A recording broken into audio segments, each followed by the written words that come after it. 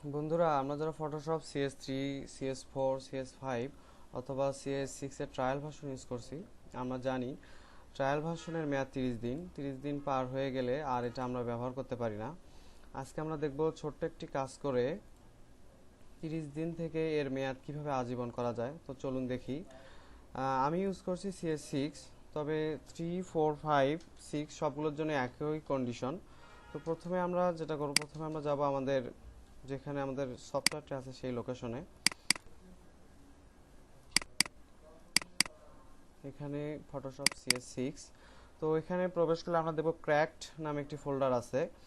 এই ফোল্ডারে যদি এই ফোল্ডারটি না থাকে তাহলে আমরা ইন্টারনেটে সার্চ দিয়ে ফোল্ডারটি ডাউনলোড করে নেব। আর যদি থাকে তাহলে ক্র্যাকড, তারপর আমরা যত বিটের অপারেটিং সিস্টেম সেই বিটে প্রবেশ করব।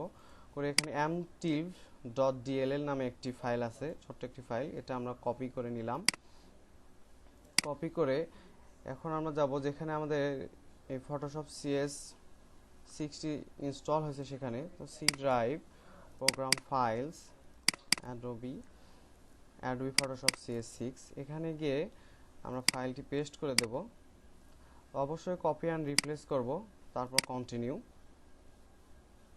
তো আমাদের ফাইলটি পেস্ট হয়ে গেছে, তার মানে আমাদের ফটোশপের মেয়াদ আজীবন হয়ে গেছে। তো আশা করছি সবাই বুঝতে পারছেন। ধন্যবাদ।